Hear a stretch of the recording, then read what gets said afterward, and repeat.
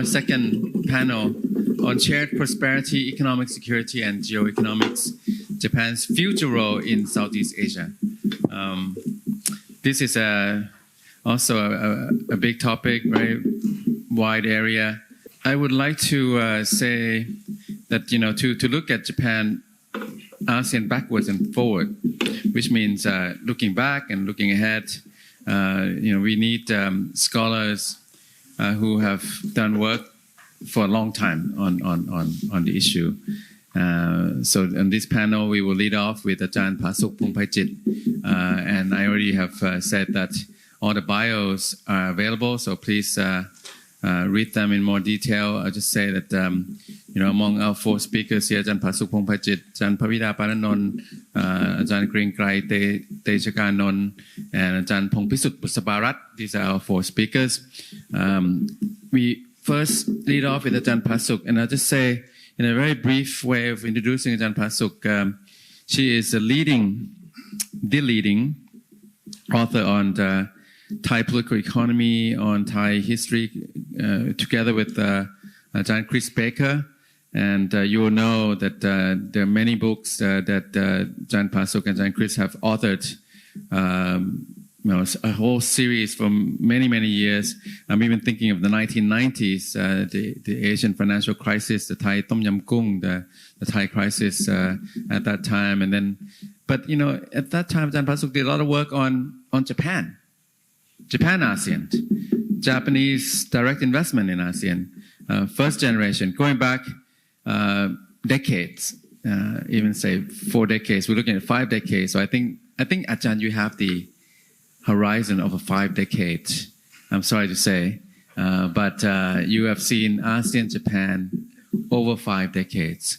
So we'd like to draw a little bit on your experience, scholarship, and a bit of insight and wisdom about the next decade or two. What should we be looking at? Where should we be heading? Japan ASEAN. Ajahn Pasuk ครับ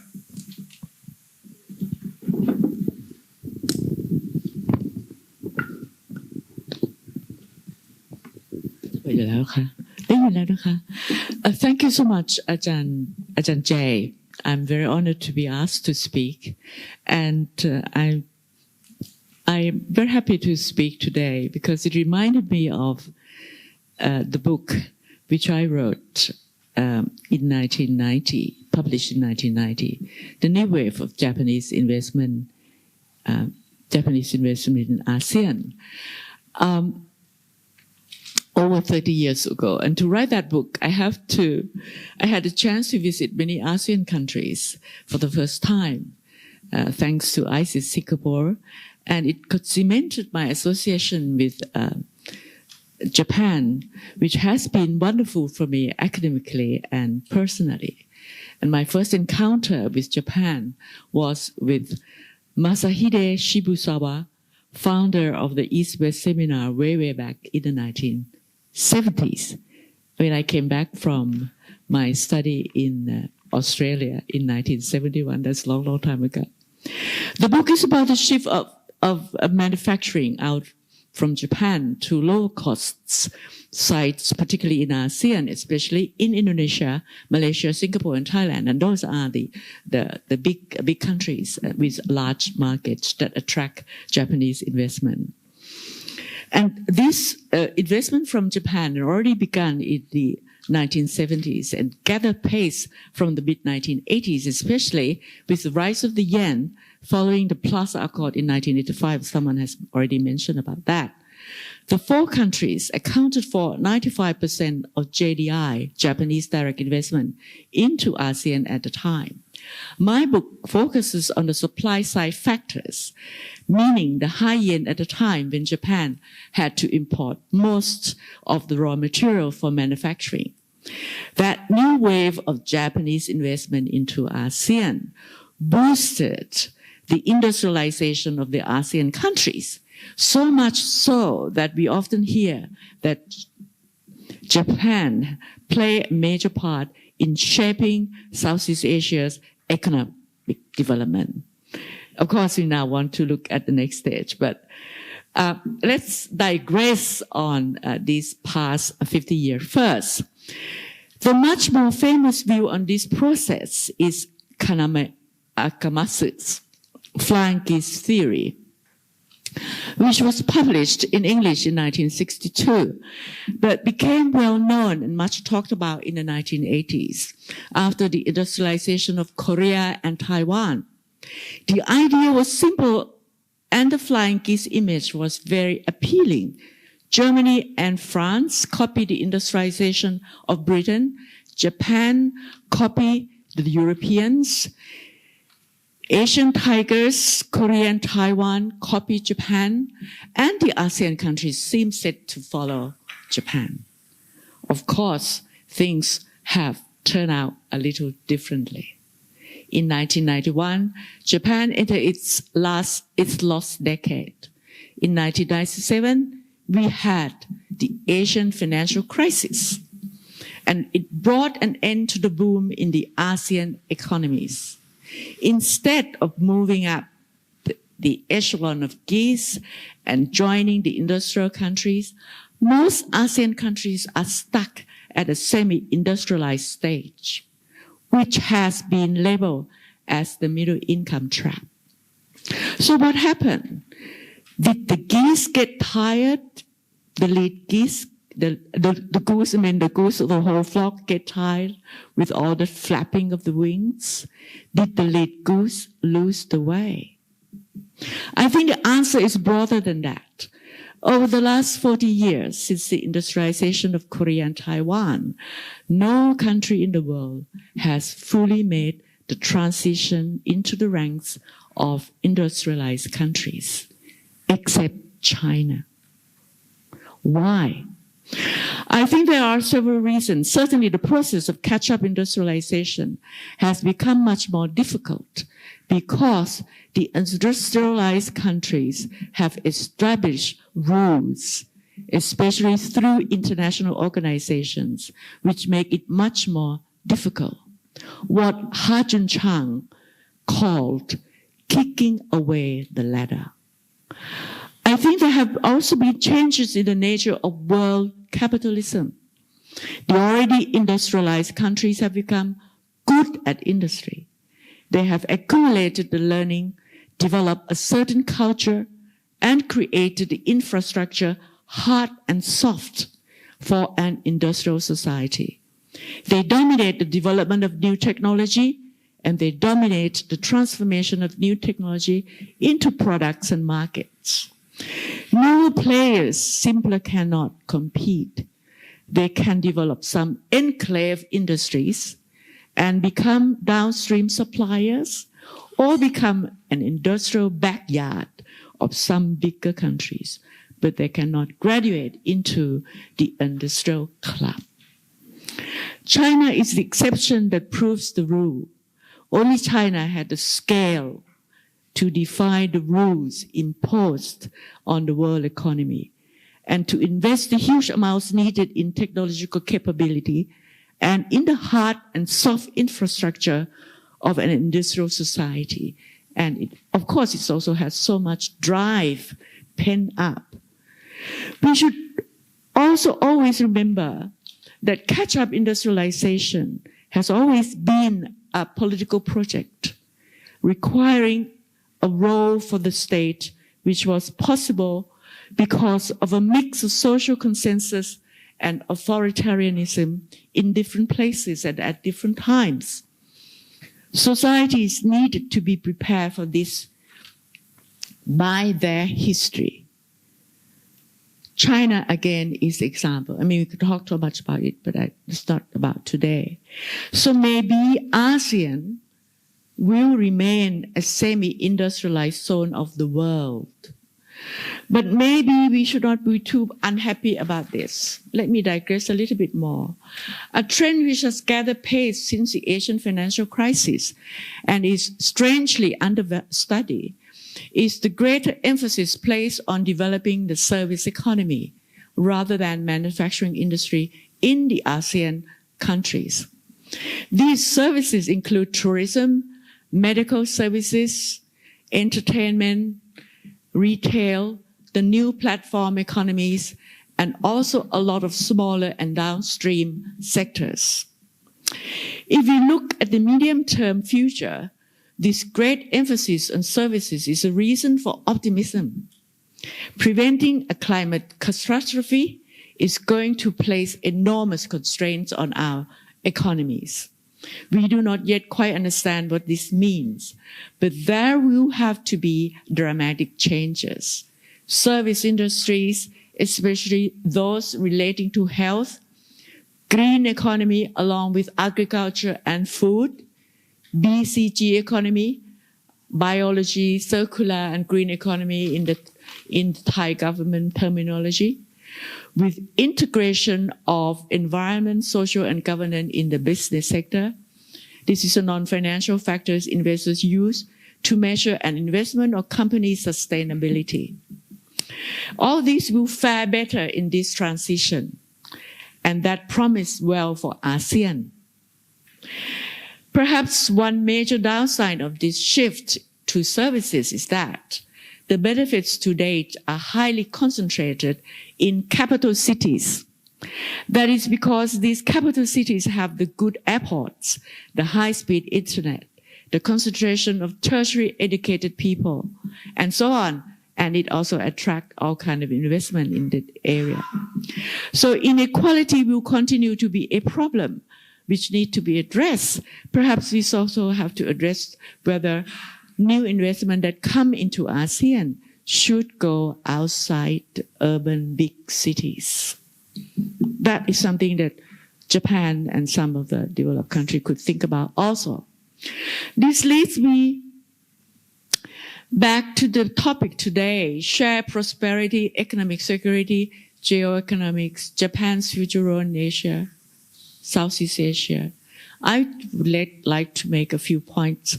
One, let me say that I am optimistic of the economic future of Asia, including Southeast Asia.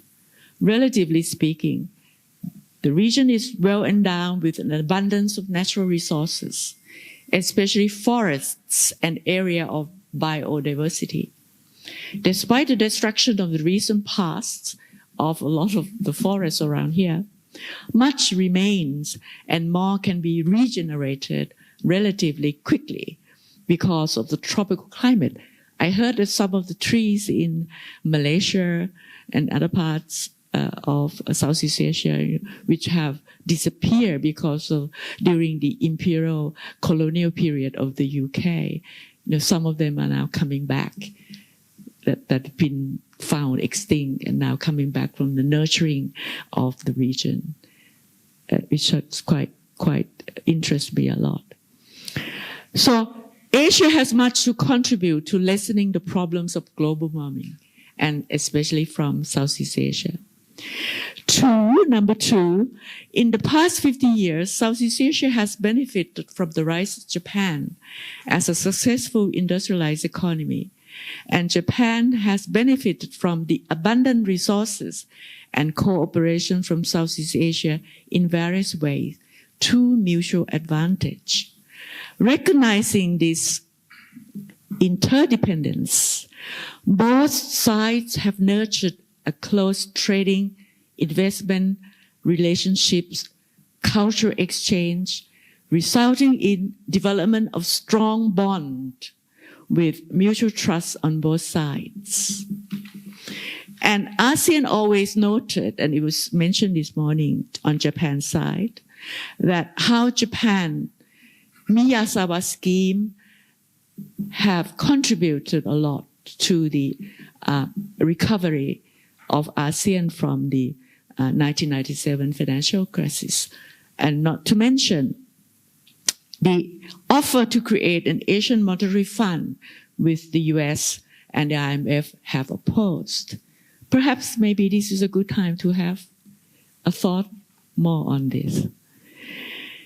And I wonder, the question could also be raised, how the fruitful relationship of 50 years in the past in terms of the economic success of both regions could be upgraded into the idea of moving ASEAN as an equal partner and go up to become join the rank of developed countries and not just being the industrial backyard or being part of the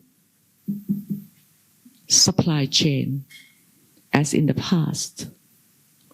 Now, Japan pays attention to many levels and aspects of the relationship in the past: trade, investment, tourism, and labor exchange. And among all the supply chains in the region that Japan is dependent upon, Japan needs to import food, which has led to strong economic and trade relations, and especially with Southeast Asia, particularly the big countries that are good at agriculture, Thailand, Vietnam, Indonesia, but other countries also have much to contribute in other areas. And much money has been involved in this for both parties. This dependency play out in the pandemic period. I just like to relate a small incident. This dependency, the import from Thailand accounted for 60% of frozen chicken in Japan, and the rest came from Brazil. When there was a shortfall of frozen chicken from Japan because of infection among the factory workers here, the price of yakitori and karaage rose 20%, I was told. This has created much stress among lots of the Japanese workers who used to enjoy eating this dish with varieties of delicious Japanese beer after work. And there was also a shortfall of chicken from Brazil because Brazil also get COVID infection. Now, this story says a lot about the opportunities for ASEAN to supply various quality everyday goods, especially food and other things for Japan, which could create lots of employment in ASEAN. Do we have enough investment in this area? And how ASEAN government themselves are doing to promote some of this sector. The third point I'd like to make, this is not to do with ASEAN, but then it's to do with the role of Japan as well in promoting this. The recently concluded Regional Comprehensive Economic Partnership, a trade pact which Japan had a lead role in promoting and negotiating, has created an institutional framework for a rules-based regional order in the Indo-Pacific region in the way which promises to generate significant prosperity to be shared among member countries. Though much more work is needed to address globalization, adverse effects, and pitfalls in areas such as the environment, labor rights, and the disparity between the rich and the poor inside this regional bloc. Japan and ASEAN, and of course the rest of the member in this group could also play a greater role. I don't think we can expect to talk about Japan's role only. Fourth, over the past 50 years, expanding world trade and political stability in ASEAN, for the most part, have provided the background for fruitful cooperation between ASEAN and Japan. So we can't talk about economic prosperity to be shared without talking about the political stability, how to create political stability in this region. The question is then, how to ensure political stability in all of the ASEAN members countries in the current state of the region and the world. This is a task primarily for ASEAN really, to really ponder and help each other bringing it about. And as we listen to this morning, this has been so lacking in ASEAN as a regional bloc. Simply put, Myanmar is a problem for all of us. ASEAN really need to pay attention to this.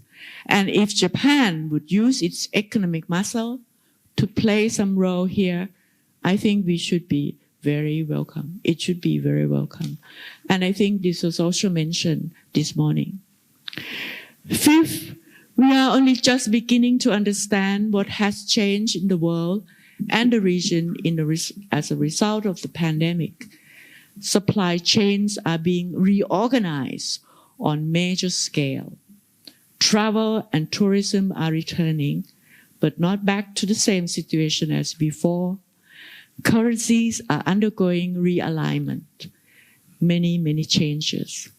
How could this change in the supply chains can contribute to the upgrading of the industrialization in ASEAN? I think it's a question that not only ASEAN will have to think about, but the partners of ASEAN that include Japan. We are also just beginning to sense the impacts that will come from the changes in the climate and the reforms needed to avert climate catastrophe. Just over a month ago, part of Tokyo subway was flooded. Last week, the now gas storm swamped the Philippines. We can no longer think of climate change as something due by the end of this century. It is happening now, and the economic consequences will be major. And it's not only the question of ASEAN and Japan. More than ever, we will need empathy and cooperation between peoples and nations to manage change. Thank you.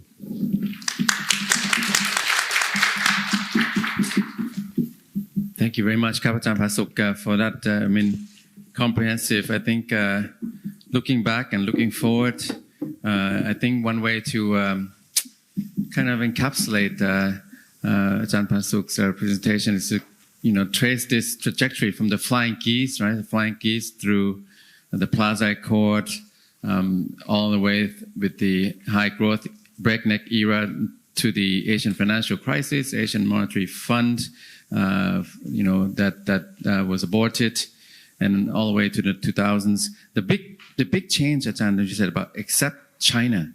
In the flying geese, and this reminds me of the East Asian miracle study by the World Bank in 1992, 1993. China was the one in the back. It was Japan and the NICS countries, and then the ASEAN 4, and then China's in the back. Now China is in the front. I mean, you could make the case, I think, that China has stolen Japan's thunder in many ways, and we'll come to that with the Mekong region. But when we come to the next round, and I just would ask you, maybe you can incorporate in the next round of your remarks about a couple of things. China is posing a kind of a challenge that we haven't seen before. Is a giant country, as you mentioned, but it's a communist country with a kind of a capitalist economy, but it's state-driven in a way that Japan and Korea used to be, but yet it's not a democracy that Japan and South Korea have been. So that's a big challenge. That's one. Is that the model? Is that the eclectic? Is that the ultimate way to success? State-led, authoritarian kind of capitalism. Second, you have this kind of the trade and technology war now between the US and China.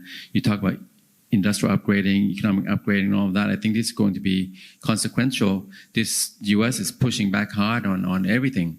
And we're seeing the decoupling. China and US going to part ways more and more. And this has ramifications for the ASEAN economies. You mentioned ASEAN as a monolith. But you also mentioned that Myanmar is an albatross. Myanmar is a problem for ASEAN. So ASEAN, when we talk about ASEAN, Ajahn, are we talking about just the ASEAN 6 economies mainly? The 5 plus the Vietnam. Is that the case mostly? We'll come to you in the next round. On these issues, maybe Ajahn Pavida, the economic upgrading, industrial upgrading, services. Somebody, Danny Roderick said, services are like the new manufacturers. That's where the trend, the world economy is going. But for Thailand, middle income trap, we heard about that. And Malaysia, so the ASEAN economy is, except Singapore, kind of stuck in this, in this between space, can't quite upgrade, doesn't downgrade. So in that space, looking at economic upgrading? What are the challenges? We know the education and all of that, but is there more? Is there more? Ajahn Pabida. Thank you, Dr. Titinan, and thank you very much to ISIS and all the sponsor organization for organizing this, because I think it's very timely. I just came back from Japan on Monday, and I can feel also the interest in looking at Japan's role in wider Asia, not just Southeast Asia. I title my talk, so this is a subtitle in this second talk. I call it Japan's role in Southeast Asia in the age of resilience.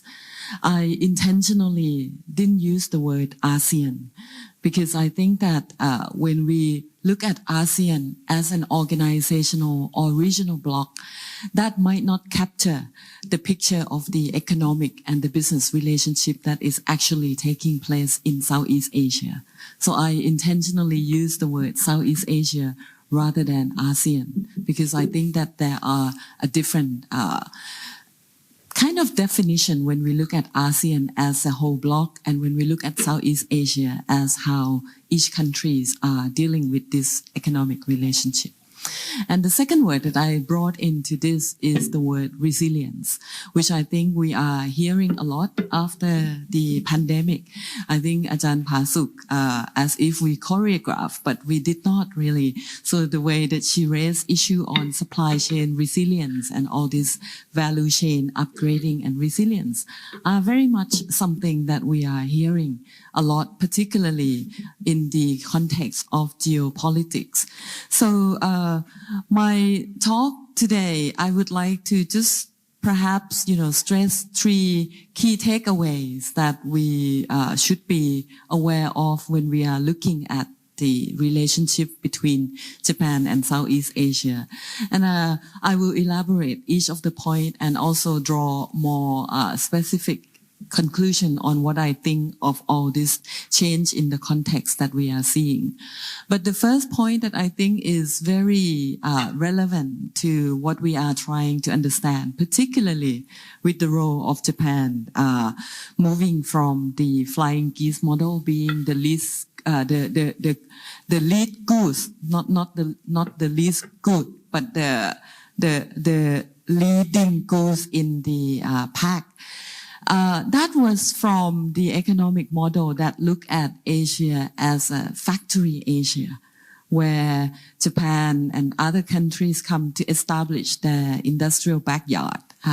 But I think Ajahn Pasuk has already pointed out that the future of Asia is not that bad, and not just because the service is booming, but the region is also becoming quite dynamic. And it's becoming market Asia at the same time as factory Asia. And I think that has played well into the narrative of globalization, giving way more to regionalization, global value chains giving way more to regional value chain. So that would be my first point that I would highlight with some graph and some more empirical evidence. And I think the second point that I would like to point out is that the global flows of trade and investment are now driven more by the intangibles. So we're moving from what we do, we're moving from what we sell to what we do. Rather than we are talking about selling car or selling electronic components, but we are selling more than just the goods, but it is also the service that Ajahn Pasuk has highlighted. But that shift from tangible to intangible is also shaping the global supply chain in the world economy. And that could also be looked at as a way to look at how Japan and Southeast Asia adapt to that second change in the context of globalization. And I think my third point on the issue that I would like to stress is that when we talk of resilience, particularly when the US talk about resilience that leads to their economic policy of reshoring, friendshoring, or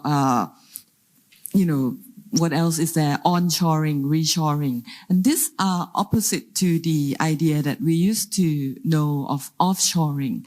But when we look at this, we pretty much hear resilience interpreted more from the perspective of the country. And I would like to stress that when we look at resilience, there are other level of resilience that we have to also take place. And we then have to be careful not to let the narrative of the national security get into the dynamics of the industry and the firm level. So with those three takeaways, let me just get more into details of why these things are changing. This is a graph that I took from the report of UNCTAD on World Investment Report. This is a good graph that I find it captures the change in flows of trade and investment. I think the green line that you see is the foreign direct investment line, and the orange line that you see represent the trade, whereas the black line represent the GDP growth of the world, whereas the graph that you see below represent the amount of trade that take place through global value chain. So that means this graph captures pretty much how the world economy has been represented over the past few decades, starting from the 90s. And if you can see, let me just point out to, sorry, Nakajan, this is 2000, this is 1990, whereas this is 2019. What you can see here is that from the period of 1995 to about 2005, the world is very much driven by rapid increase in trade and investment. And that goes well with the pattern that Ajahn Pasuk already addressed on countries trying to offshore their manufacturing in order to use export-led policy of recipient countries to drive growth and investment. So that engine was very much something that we know quite well. And at the same time, we are seeing the trade that took place through global value chain. That means trade that intermediate product that was produced in one country go to another country and become the raw material. I think Dr. Gwien Grai would talk more about that in the automotive context. So that also confirms the pattern of globalization that was driven by intermediate products, globalization, also trade, and also foreign direct investment from multinational enterprise trying to establish their subsidiaries in other countries. But what you also see in this graph is that it is actually slowing down from the period of 2005 and particularly after 2009. All this process slowed down.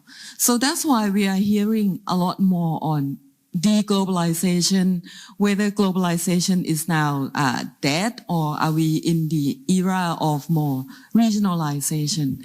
And I think this thing already happened slowly before COVID, but I think COVID actually accelerated the way that we see this thing. The disruption of foreign direct investment and the disruption of trade was in very near memory is caused by COVID and the disruption in the supply chain caused by longer transport routes, all those things. But these things were already taking place before we look at that. So when we look at from globalization to regionalization, if you look at top five investors in ASEAN, and I took this from the ASEAN organization report of direct investment, and they didn't have the latest to 2022. So the latest was for the data was 2020. But we are already seeing the shifting role that we are seeing that there is more linkage between different parts of Asia. You can see that in this graph, the intra-investment in ASEAN is also shaping up, led by countries and firms that are from the region and investing within the region. Thailand is actually one of the Southeast Asian countries that is very rapidly expanding its outward investment. You can also see the role of China in terms of being very significant investor in ASEAN. Even more percentage term, more so than the EU and more than Japan. And the US continues to be a top flow investor, meaning becoming very big investor. But if we look at the investment stock, Japan is still quite a large player in this area, particularly in Thailand. Japanese investment stock is the largest so far, although these countries that we see as a top 5 investor are catching up, but it's still not that near. If we look at trade, we also cannot deny the role of intra-regional and China. So we can see the role of intra-Asia, that is the dynamic between Southeast Asia and East Asia, led very much by Korea, China, and Japan and Southeast Asian countries. The top graph is the export market, whereas the bottom is the import. You can still see that similar countries play similar role. This graph, it might be a little difficult to see from further away, but the dark green represent the dynamic that take place in East Asia, whereas the lighter green is Southeast Asia. And all this is the intra-Asia dynamic of investment. So you can see that South Asia is the orange one. It's still very limited compared to what East Asia and Southeast Asia is interacting with each other in terms of trade and investment. So that's confirmed somewhat the first point of my talk about from factory Asia to market Asia and factory Asia. The details of the economic ties have shifted somewhat from just being the factory, the suppliers to Japan and Japan company export to the world. These are now becoming more of the area that even Japanese companies would have to think about accessing to these companies themselves. And this graph is a little graph that I think also captured how the value of trade and investment are shifting. And just to explain briefly, it shows that perhaps the value of FDI that is represented by the orange is down here. But what is higher in terms of value that countries trade between among each other? International production activities are now captured more by royalties and licensing fees. So this also indicates the importance of the non-equity investment in all these countries that are shaping up the economic ties among Asian countries, going more beyond the intangible service, for example. So what does that do to global value chain or global supply chain? We used to look at global value chain as something like a smiling curve that the manufacturing countries capture the lowest value because they're only doing the lowest value-added activities. But we can see that with servicification or introduction of service into the global value chain, other countries at the manufacturing can also capture higher value in this thing. So for suppliers that are able to comply with standards that require service of green, clean energy and all that, those suppliers would be the suppliers that could react and capture higher value in the value chain compared to suppliers who are just producing with low cost advantage to the buyer company. So this is one key shift that I think the ASEAN government need to be aware more in terms of how to improve their role in supply chain, not just going into having their own brands in automotive or electricity, but how they can also capture more value from this intricate service introduction into the supply chain. And I think another area that is also creating impact in the value chain is how automation technology is also improving the value. They lift up the value of the whole value chain. So that means suppliers can also capture higher value from becoming more automated and more technology sophisticated. And that's something that I think would bring us to think about what resilience means for different actors. If you look at resilience, I actually had one paper on resilience decoded by looking at the supplies in medical supplies for COVID. And I think that supply resilience or value chain resilience is very much, as I said earlier, driven by the country perspective, how the US companies, US government see China as a threat, therefore urging their industry and their firms to reshore back to the US. But that's the way that resilience is looked at from the national security perspective at the country level. I think resilience also has other levels. First, resilience has to be looked at from the firm perspective. When people talk about firm resilience, we then talk about risk management and operation efficiencies of firms. How do they improve those areas? So I think that's something that we can look at as well when we look at Japanese economic tie in Southeast Asia, how that can be improved, how their suppliers can also improve their efficiency with increased technology, automation, and all that. And I think another key interesting idea that would be of interest to audience in this room is how to look at the supply chain level resilience when the industry has to rethink of their organizational and geographical governance structure, where they invest, where they put different activities in different countries.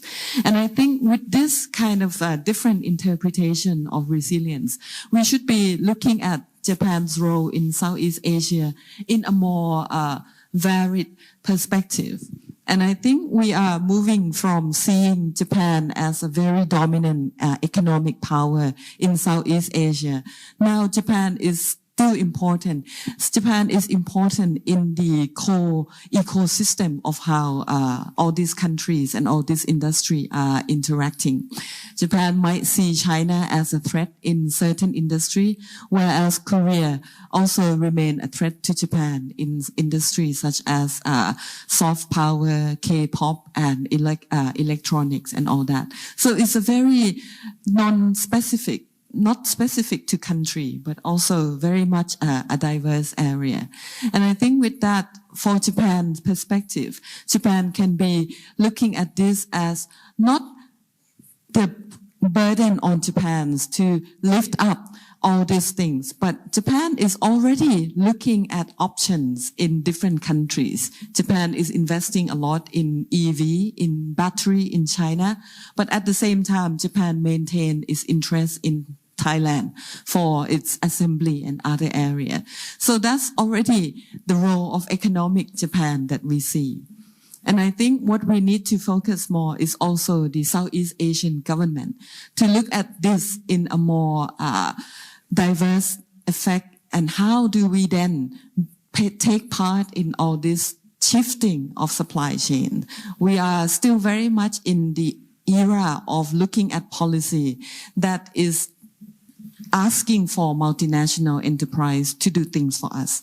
We are looking in Thailand, for example, we are looking at the S-curve industries to the Eastern Economic EEC corridor in the Eastern province, but we are asking for leading companies to come and invest for us to be again the supplier in this thing.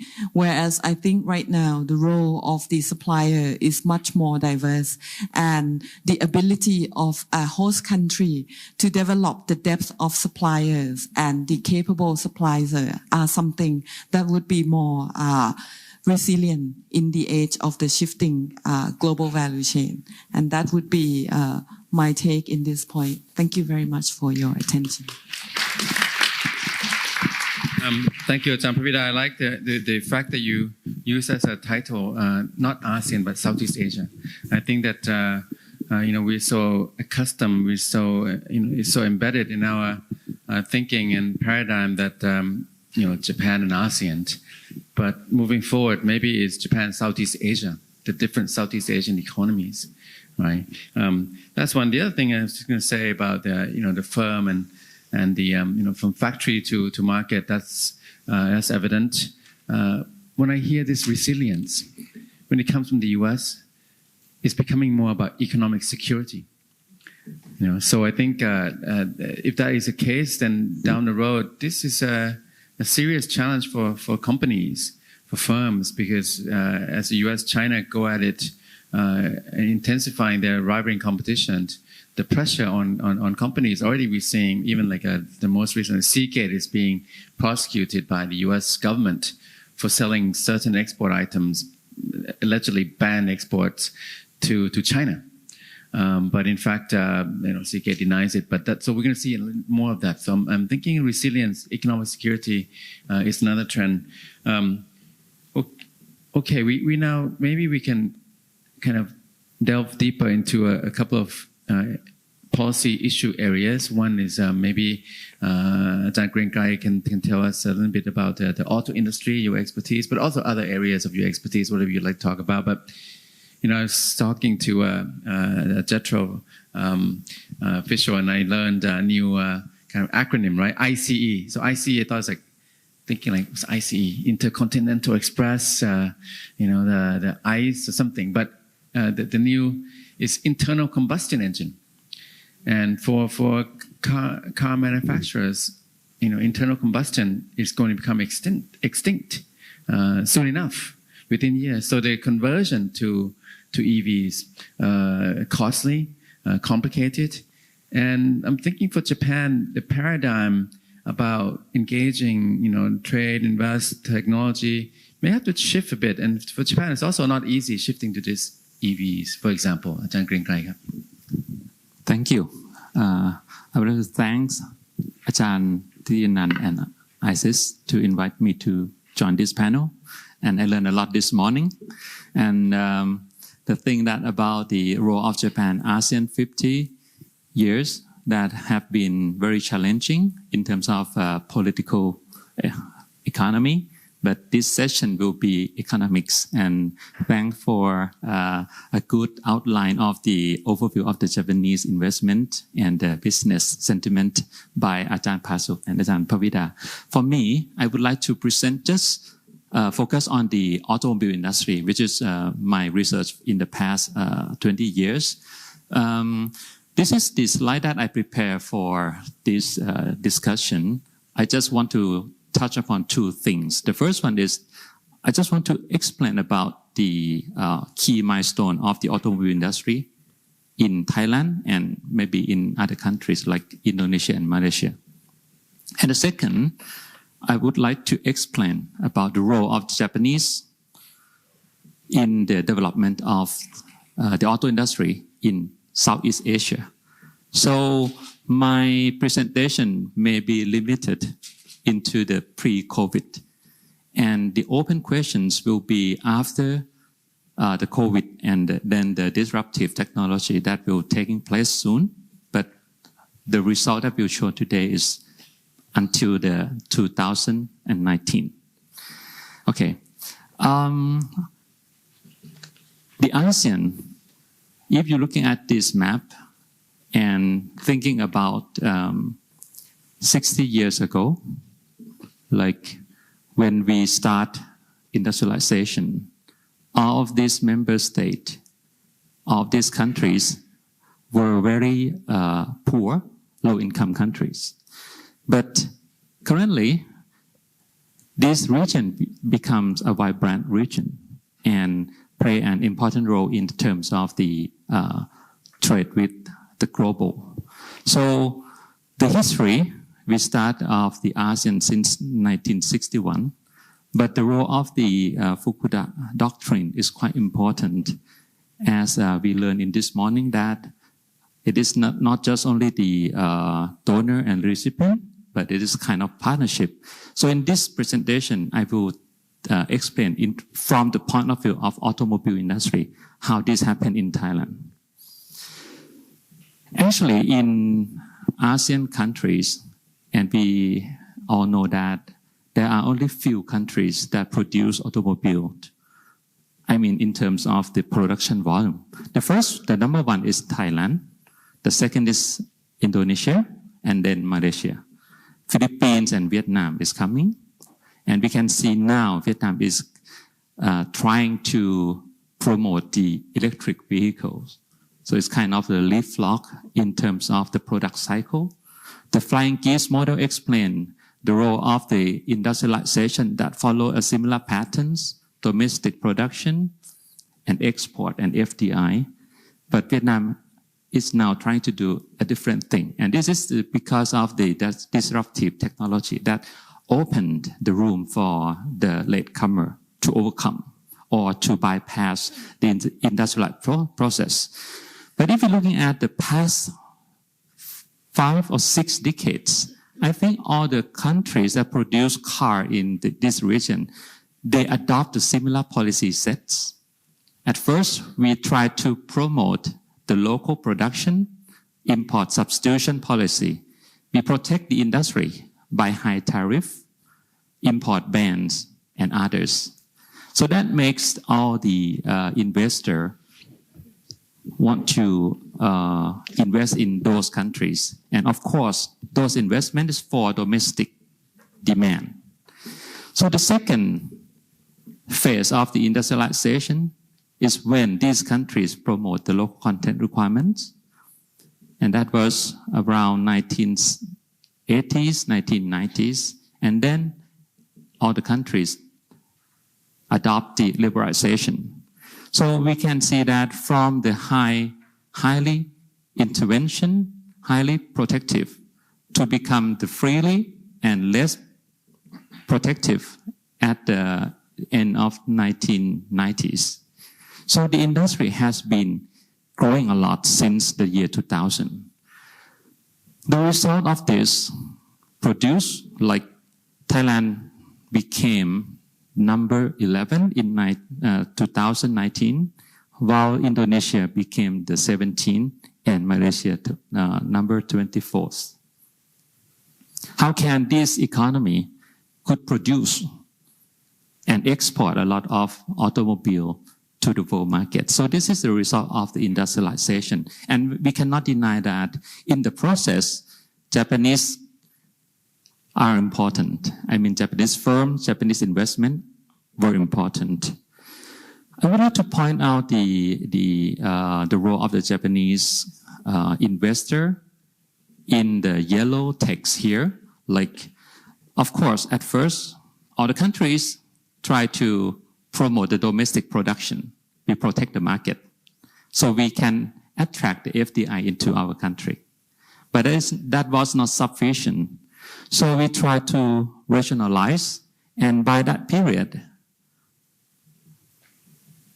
the Japanese has set up and expand their production in these countries. In particular, in Thailand, we try to promote the local production through local content regulations. By coincidence, Fukuda doctrine, ODA, and yen appreciation, all this came together that Japanese investor see that Thailand was a good location for their investment. And of course, after this kick-off, the role of the ASEAN, like the cooperation, ICO, or AFTA, and FTA bilateral, or at the ASEAN with Japan and ASEAN plus 3 plus 6, This played a role that the Japanese investors, especially in the car manufacturer, they see that this region, Southeast Asia, can be the place for their production hub. When the Southeast Asian was chosen, that means new technology must be transferred. Otherwise, the production volume could not ramp up rapidly in the past 20 years. So now Southeast Asian become the network of the Japanese car manufacturing in this region. And it is one of the most important for many Japanese car makers in Thailand as well. Of course, Thailand tried to promote the export-oriented since 1990s. With ODA from Japan, the Eastern Seaboard project was complete, and that resulting in the development of the heavy industry, and it became the cluster of automobile industry. Based on my previous research in Thailand, the firm cluster around less than 150 kilometers majority of the sectors. Okay, so in this case, once the Eastern Seaboard was complete, the Lam Chabang became the main port, and Mitsubishi Motors start export from that location. So Mitsubishi was among the first of the Japanese car makers to export from Thailand. But later, after the financial crisis, Toyota, which had previously put a lot of investment in Thailand, you may remember that Toyota has been in Thailand since 1960s. And Toyota just opened the second factories, Gateway City, in 1996. So just 1 year before the financial crisis.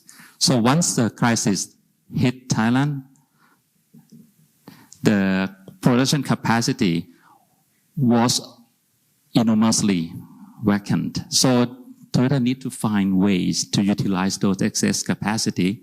So that means the Japanese car makers use Thailand to be an export. And then after that, the product made in Thailand was approved, or maybe for some reason it was tested by the world market. Then Thailand was chosen to be the major hub of Toyota. This figure, actually, I took it from Toyota website more than 10 years ago. So I don't think you will find this picture if you go to the Toyota website.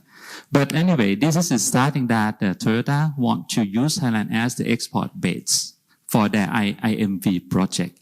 In Thailand, it is the Toyota Hilux Vigo, I think, yeah. And the second largest production is in Indonesia. But it's interesting that in South Africa and Argentina also produce the same model. So why this happened? It is because of the long history of the Japanese car makers in this country and in this region. Why?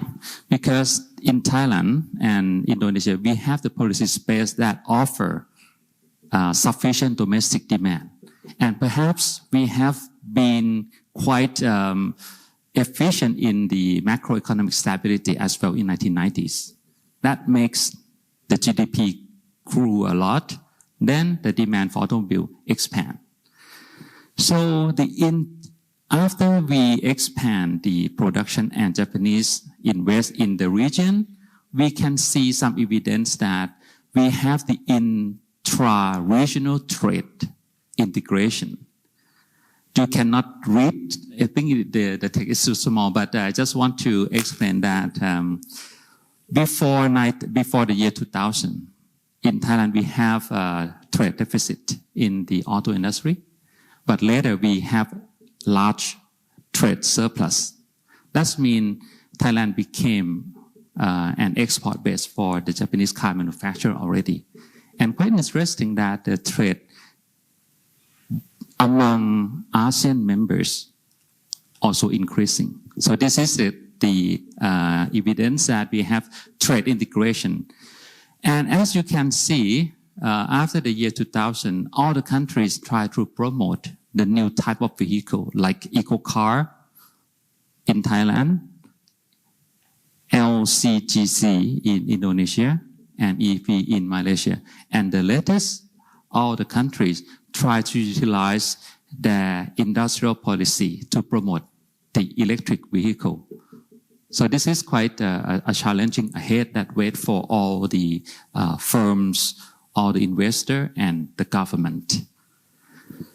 Talking about the distinctive policy in Thailand, I think we are quite successful in creating sufficient demand. But of course, we provide a good conditions that all the investors were willing to invest in Thailand. So the supply side has been nurtured in the first 3 decades of the industrialization, and then it growing demand. So this kind of the viable automotive space that we all know that Thailand is the largest pickup truck market, and then later on we try to promote the eco car, and currently is EV. So it's now we can see that a lot of the government scheme like subsidy has been putting out on the EV.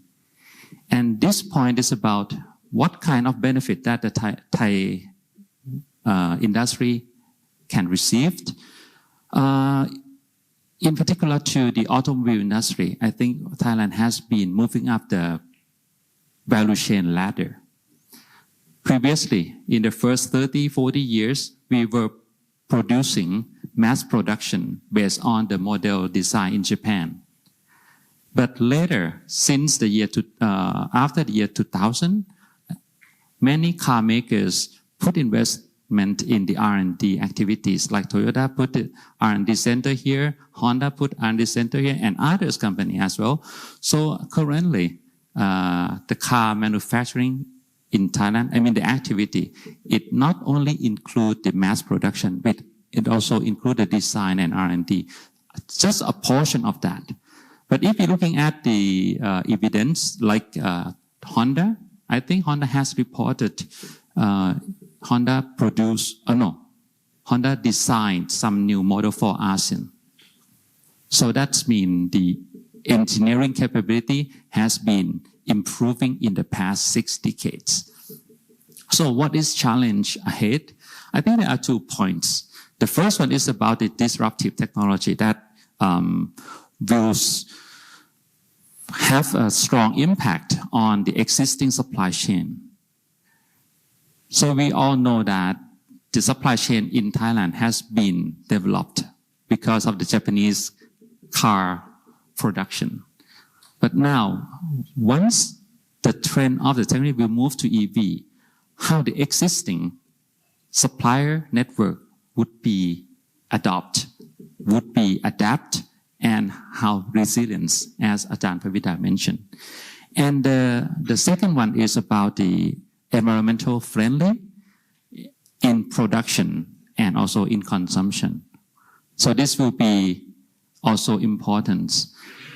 My current research is about the end-of-life vehicles because, in Thailand we have producing like kind of 20 million cars, and we already domestic sale accumulation is about 22 million cars in the past 60 years, but we have 18 million cars running or registered. So that means we use very old car.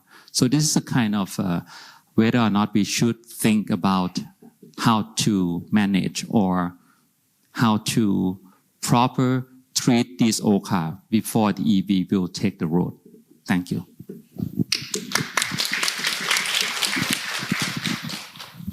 Thank you, Ajahn Kringrai. From your presentation, I get the sense that there's a risk that Thailand will lose its edge in automobile production. And automobile is 11% of GDP, right? It's a big component of Thai GDP.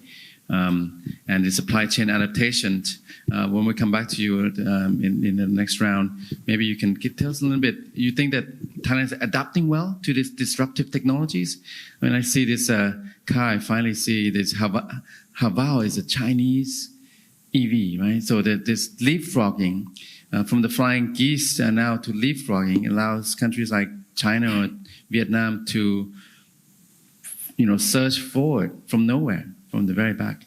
I'll just say to the audience, Ajahn Pongpisut is our next speaker, but if you have any questions, comments, please be prepared and raise your hand. We'll get you a microphone. And then after this presentation, we'll go to the audience and we'll come back to the speakers. Ajahn Pongpisut is my colleague. He's a fellow at ISIS. He'll be the ISIS director of ISIS from January next year. So I introduce him this way. And then he is a seasoned think tank scholar, accomplished academic, associate professor at my faculty, international relations. So, Ajahn Pongpisut, maybe I think you're going to talk a little bit about the Mekong sub-region, which is kind of a case study in a way about Japan's role. The Greater Mekong sub-region is Japan's project, but it's now being supplanted by China, from the GMS to the Lanchang Mekong Corporation, LMC. Ajahn Pongpisut, เชิญครับ Thank you very much, Ajahn Thitinan, and for inviting me to this seminars. And you already, announced officially to the audiences. I have no way out, but directorship next year. But anyway, I just make fun with Ajahn Pavida before the sessions that at least. Actually, I'm the least economist in the panels, and perhaps I would try to kind of round up the intertwined natures of the geopolitics and geoeconomics, and how you can see this, in Mekong sub-regions, and how Japan has playing role, significantly, right? Actually, if you look from the history, I'll go very quickly on this, since the 1950, actually after the war, Japan,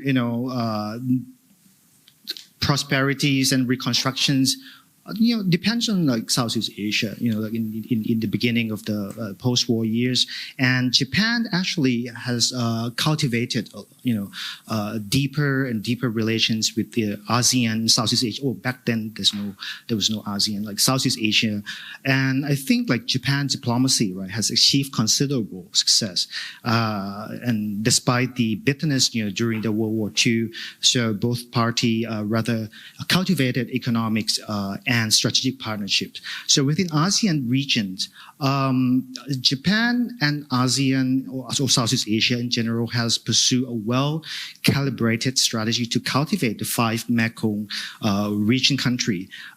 There's convergence of economic and strategic interests, both in both areas, with the exceptions of Thailand, right? I mean, as you know, after the war, Cold War, 4 countries are economically poor, right, and need massive external economic assistance from outsiders. So Japan has played that role, right? The Mekong sub-regions also need Japanese expertise, technology, know-how to reform, right, and to integrate into the market economy after Cold War.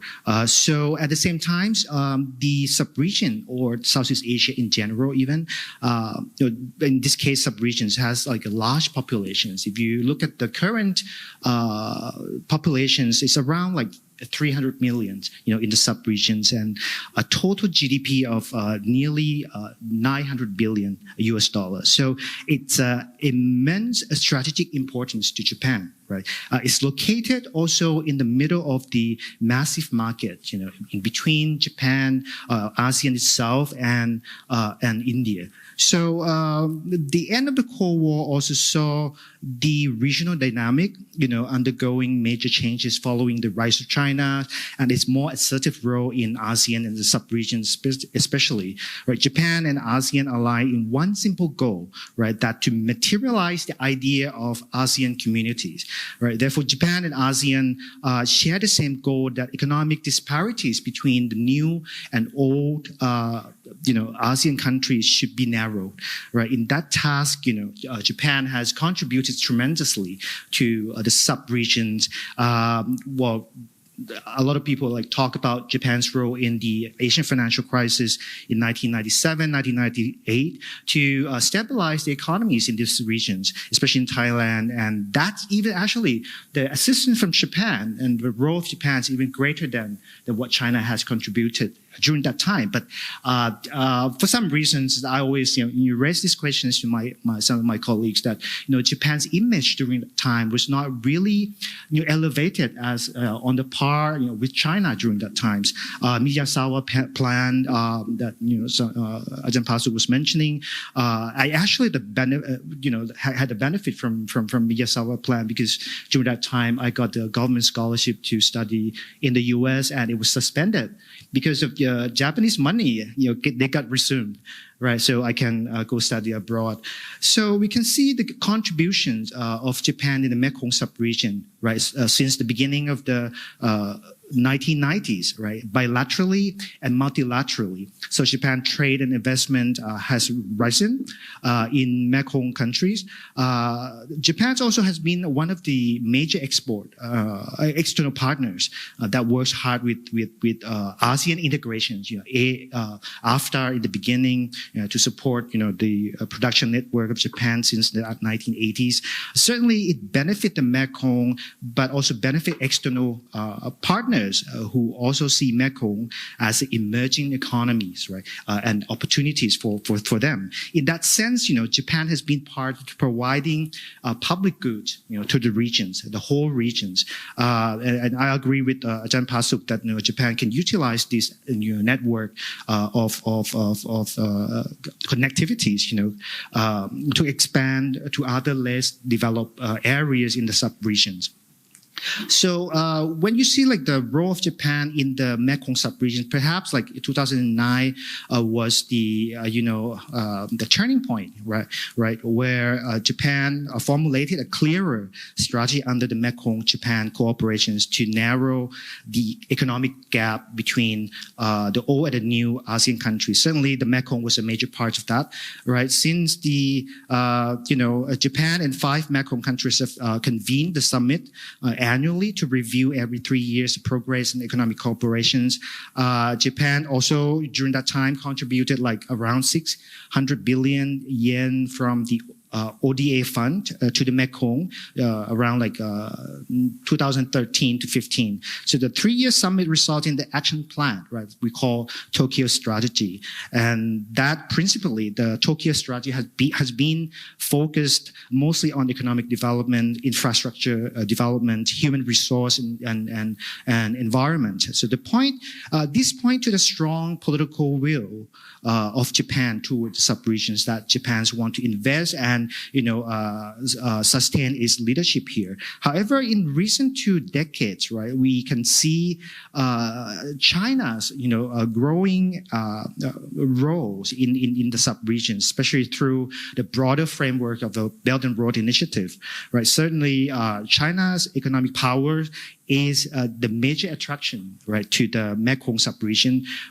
Though China was a latecomer to the sub-region, China has also been vigorously wooing the Mekong countries by means of economic assistance to projects like constructing north-south corridors and undertaking railway projects in some countries. Right, China overall trade with Mekong regions is more than Japan actually, and its investment has also been growing big and bigger annually. If you look at the annual figures, China is just like competing Japan in the sub-region. So Mekong countries find themselves, placed in a favorable situation. In fact, that should offer them to take advantage of these overlapping external engagement in the region. Having more external player also means complementarities, between external players in the developments of the sub-region. So larger trade partners, more investment, more choices, to go for. But the problem is there has been a concern that that China's increasing role in the sub-region, right, will eventually overshadow or sideline even the role of the other players, especially Japan and existing regional institutions. We see like MRC, China has been, kind of neglected, these sub-regional forums. In the context, in this context, we can see China's designated, Southeast Asia as one of the 6 economic corridors in the BRI, right? Beijing led the formations of its own sub-regional initiative, Lantang-Mekong cooperations, to show that China wants to write its own rule to lead the development of the sub-regions, right? This concern is not unrealistic if we observe the building of dams in the upper Mekong regions in China. Its investment in infrastructure projects in some Mekong countries may run into debt trap, right, as we have been concerned. Chinese investment generally discard certain international standards, right, regarding transparency, accountabilities, hence prone to worsen corruption in the Mekong sub-region countries, also including environmental concerns. So these sub-regional situations also affect or also reflect, more, the structural level of the competition between China and United States, right? We see this, like a new re-engagement, of the external powers in the Mekong sub-region. We see the U.S., reinvigorate at the LMI, the Lower Mekong Initiative, during the Trump administration's change to Mekong-U.S. partnership. Korea also, set up the Mekong ROC, Republic of Korea Cooperation Fund in 2011 and upgraded that, throughout the Moon Jae-in government.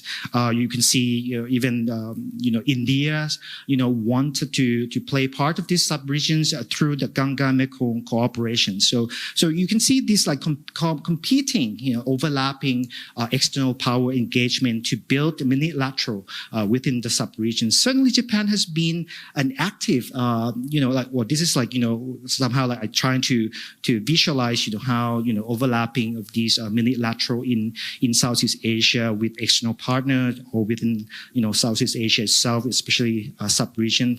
But back to Japan, renewed strategies, right? In 2015, Japan came up with a new Tokyo strategy, right? It focused more on ODA to the sub-region, and the strategy also set a cooperation program, right, to promote regional stabilities and ensuring quality growth, right? This is very important that to help Mekong economies develop into the futures. Japan helped develop high qualities infrastructures, like emphasizing the high qualities, right? In many areas, energy, urban development, transportation, water supply, agriculture, and telecommunications. So quality infrastructure, according to Japan, it means promoting effective resource mobilization, right? Ensuring congruence with economic and development strategy of the region. So basically, Japan is not going to supplant, other regional economic cooperations, but also trying to make it align, together.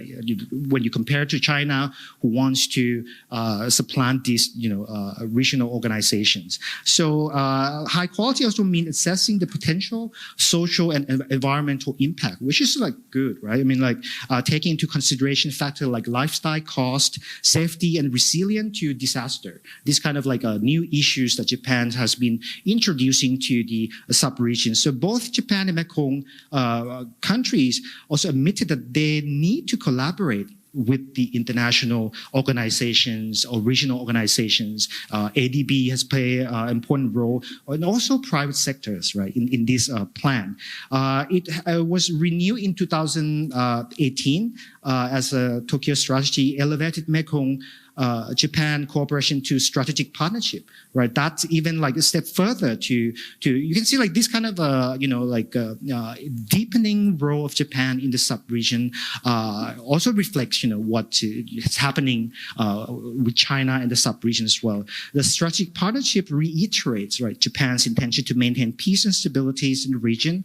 Japan and Mekong countries focus on 3 major dimensions during this round. round of cooperation, vibrant and effective connectivities, right? People-centered society, cooperations in healthcare, education, and justice that would address, like a pressing problem in the Mekong country societies. So in this sense, are we seeing Japan's Mekong strategy directed against China's influence in the regions?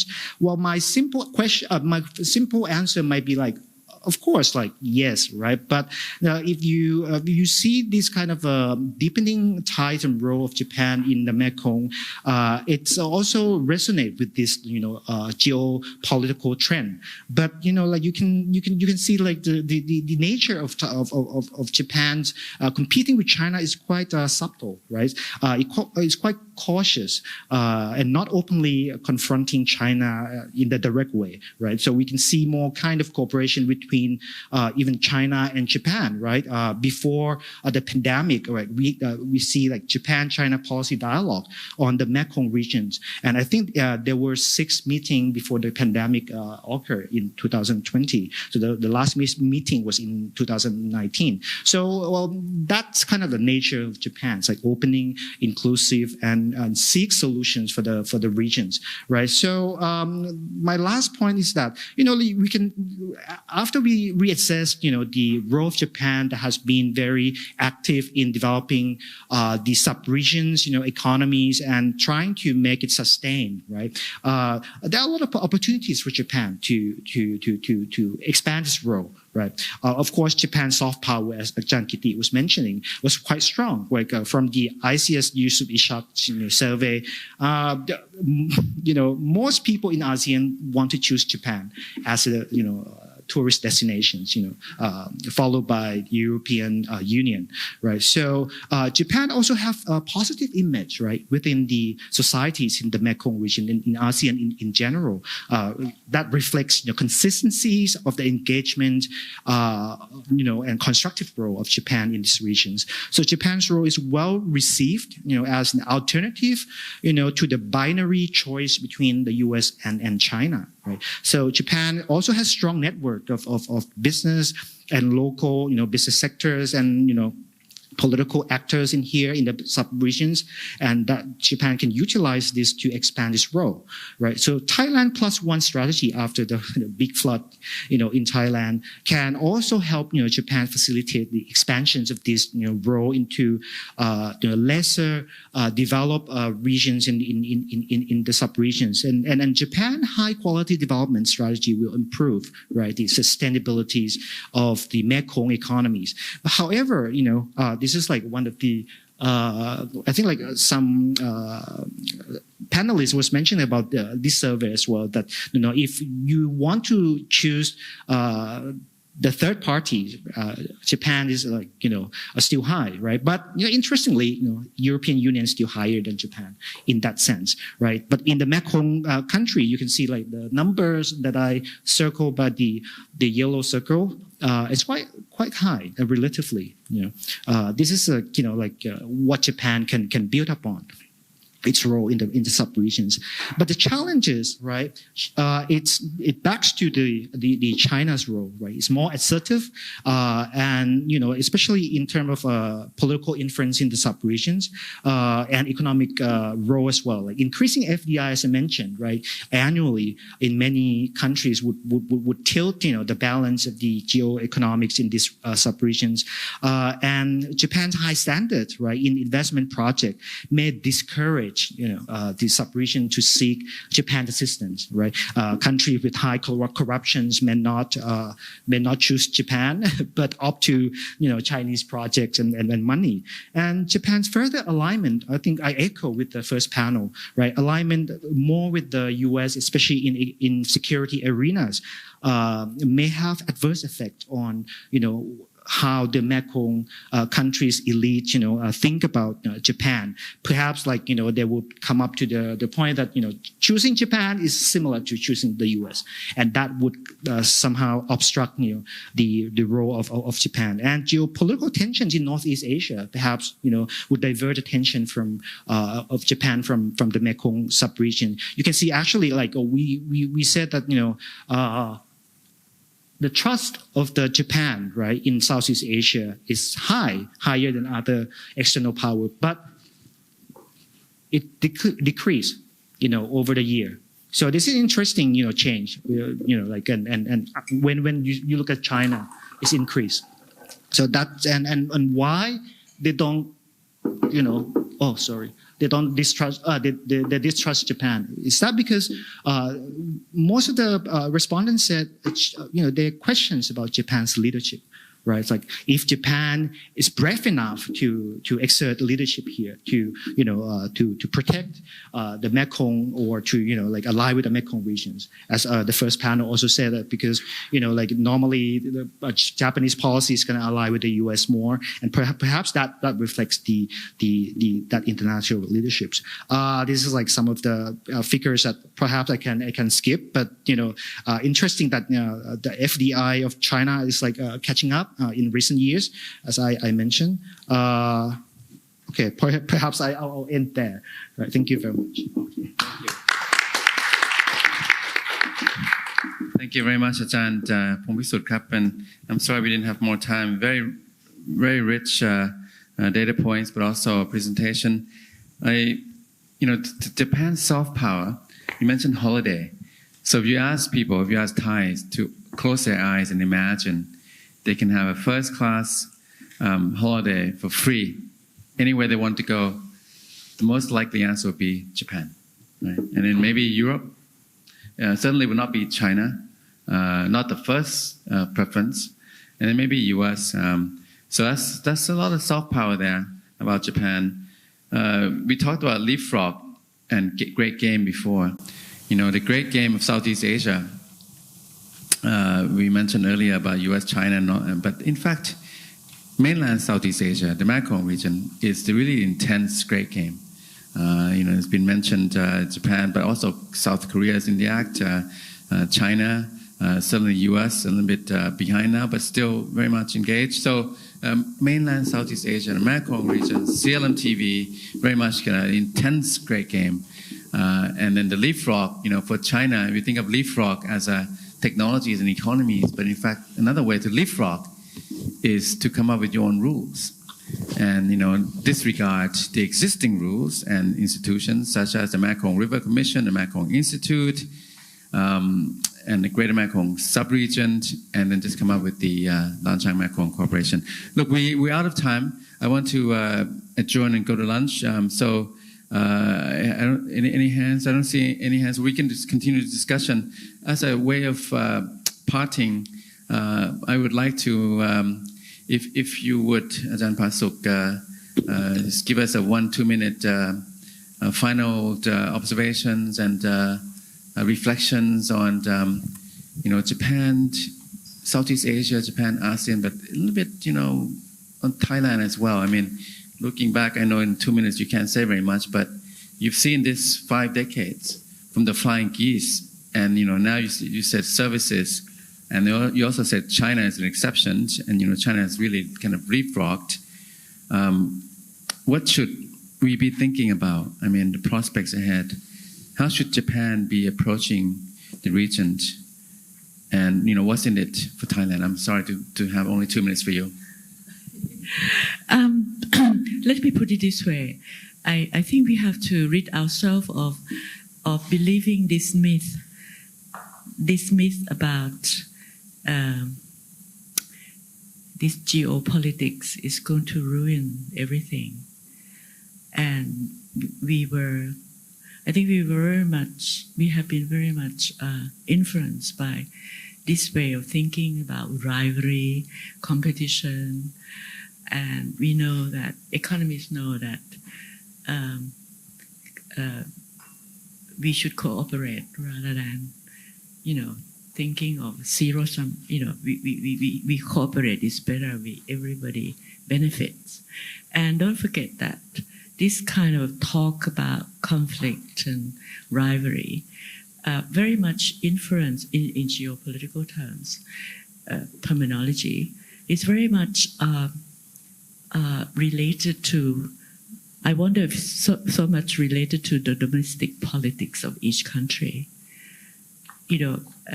U.S., U.S. has been in a rut in all ways, not only economic but political, and the kind of wealth, the kind of impact of wealth and politics is just staggering, and it's ruining what's going on there.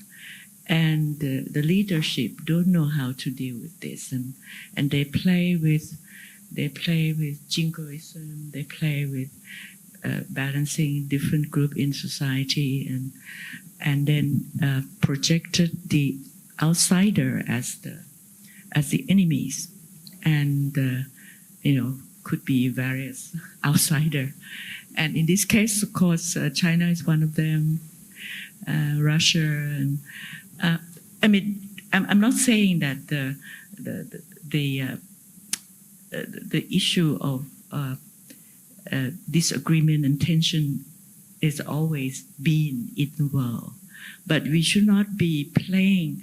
We should not be being manipulated by all these talks and forget the basic rule that country like China knew well how to manage the world. I mean, historically. And they also appreciate the European way of keeping peace, I think. And in the same way, Japan is also very careful in managing all these things. And you notice how Japan doesn't want to be party to all this. But of course, the security of Japan, because they cannot, the issue of how they cannot accumulate, invest in defense. That's the issue at hand. And of course, something they have to change a bit to keep Japan a little bit happier.